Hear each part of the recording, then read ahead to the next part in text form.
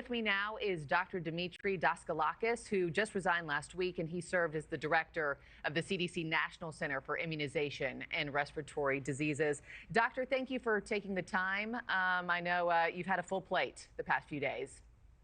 Yeah, good morning. Thanks so much for having me on. Nice to see you. You as well. First of all, I'm assuming you watched yesterday's hearing just like the rest of us did. Your reaction to the health secretary's defense of the massive department overhaul? Yeah, no, so I did watch most of the hearing, and you know what was most striking was that I felt that there were questions that were just being deflected, and that there were half-truths and mistruths that he kept promoting in that conversation. I think he the made biggest mention one being what in your eyes? Yeah, I mean, I think it's a pretty long list. I mean, I think probably the most jarring was saying that Dr. Monarez lied.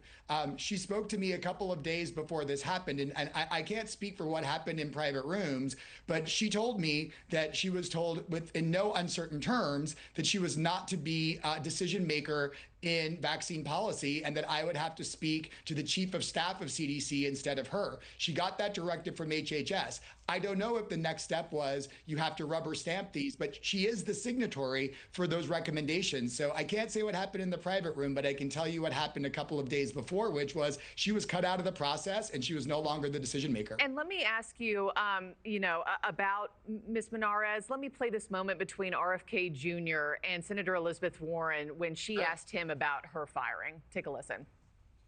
Medicaid will tell the head of the CDC that if she refused to sign off on your changes to the childhood vaccine schedule, that she had to resign? No, I told her that she had to resign because I asked her, are you a trustworthy person? And she said no. Yeah, just doctor, your response to that moment and this claim, and was that a question that everybody in any sort of leadership position was asked by RFK Jr.? Are they trustworthy or not? Yeah, I mean, I've never met RFK Jr. despite being the head of the vaccine center for the country. So I can't speak to his managerial style. I've managed large organizations, NCIRD, over 1,400 people. I've never been in a situation where I would ask an employee whether they're trustworthy or not. I base their trustworthiness on their actions, and then I would make executive decisions based on that. So if her action is to not rubber stamp, and that's something that he didn't want, then maybe that to him means that she's not trustworthy. But I think for the American people, that should imply that she is, because she's trying to make sure that what she would sign off on would be evidence and science-based rather than based on pressure from HHS. And let me press the rewind button on you for just a moment. You stepped down last week stating in your resignation letter that the health secretary is pushing more ideology than science. There have been so many changes since being at the helm of HHS. What was the straw that broke the camel's back for you?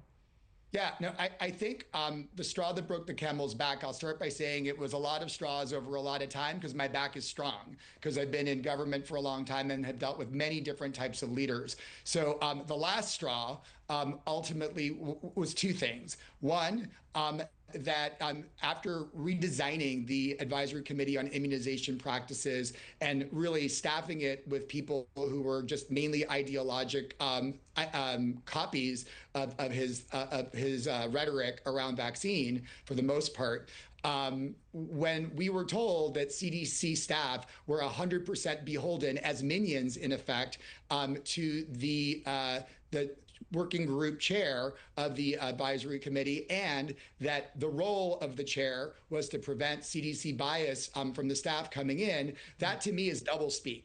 And what that doublespeak means is that science is the bias and ideology is the right path that he preferred. And so when we lost Susan on top of it, game's up. There's no way to sort of maintain the integrity. Thank you for watching. Subscribe below and download our NewsNation app right now on your phone, and you will get fact-based, unbiased news for all Americans.